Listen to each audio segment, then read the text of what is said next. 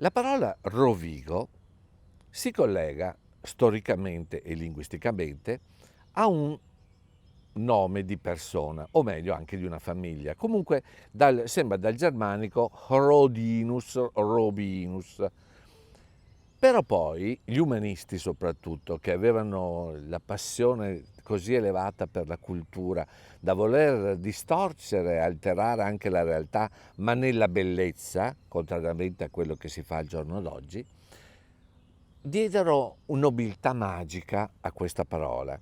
E ci ricordiamo ad esempio dei versi dell'Ariosto nell'Orlando Furioso, di cui appunto cito soltanto quello riferito a Rovigo: la città il cui nome del produr di rose diede piacevol voci nella greca lingua. Ecco, quindi addirittura Rovigo l'Ariosto lo collega a Rodon, che in greco vuol dire rosa, quindi Rovigo sarebbe la città delle rose. Johannes Brahms imparò a suonare il violino nell'osteria di suo padre e lì si divertiva a ascoltare i balli, a vedere i balli, ad ascoltare le musiche tradizionali che le accompagnavano, e fu subito affascinato dalla musica ungherese, che a quel tempo veniva confusa con musica zigana, che erano due cose ben diverse in realtà. Compose quindi queste danze ungheresi recependo i temi che sentiva dai compositori che erano molto più famosi, anche se adesso sono stati dimenticati. Ed è il caso della danza ungherese numero 1, che ha per sottotitolo Isteni Ciarda di Sarkozy. Sarkozy era il compositore e Isteni Ciarda vuol dire divina osteria. In questa danza, che come in tutte le ciarde è forma bipartita, sentiamo il tema che si presenta gioioso, allegro, furioso, che si alterna con uno un po' più malinconico e più lento, ma poi si intreccia in un tripudio festante di tutta la tradizione e l'animo ungherese.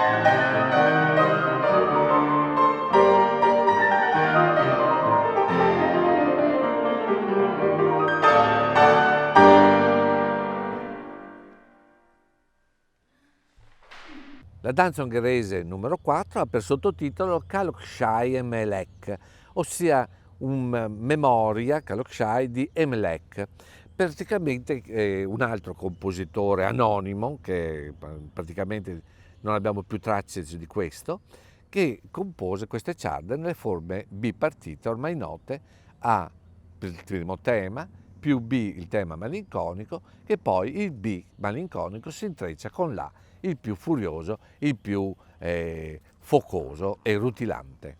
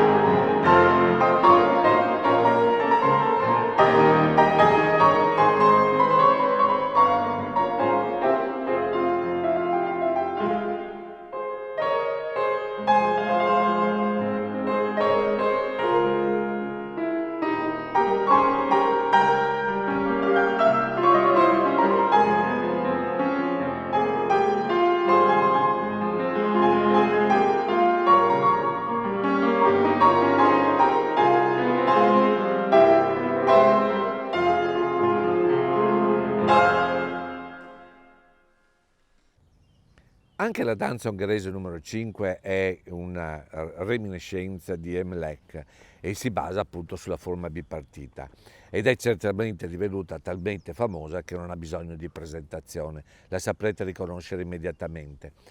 Poi la numero 6 invece si basa su Rojna Bokkor, che è un altro tema tradizionale tipico ungherese che Brahms però riesce a recuperare nella forma melodica, trasformandola poi anche in una struttura armonica assolutamente originale. Anzi, potremmo dire che è da qui che Brahms si stacca dal riprendere i modelli originali e va verso una forma autonoma di composizione.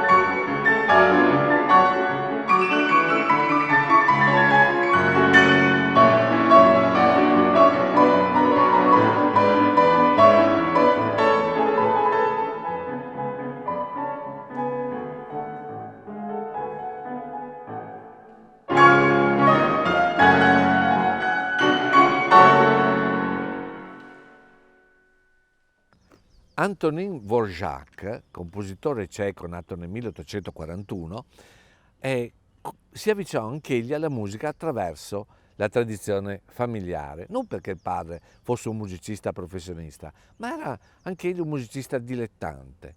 Poi capì che il figlio aveva delle predisposizioni e lo avviò alla musica. Aveva visto che aveva molta predisposizione soprattutto per le musiche tradizionali e qui Dvořák ce ne dà una prova straordinaria in quelle che sono le due raccolte delle danze slave, rispettivamente l'opera 46, di cui noi ascolteremo la danza numero 1, e l'opera 72. Allora, danza slava, opera 46, numero 1. è un furion, ossia un furioso, che incarna lo spirito focoso del popolo ceco. Questo furioso si innesta nella forma quasi rapsodica con un mazurek, che sarebbe una specie di mazurka, e le due danze si alternano costantemente nella dimensione armonica e melodica fino a costituire un tutt'uno travolgente che manda l'ascoltatore in visibilio.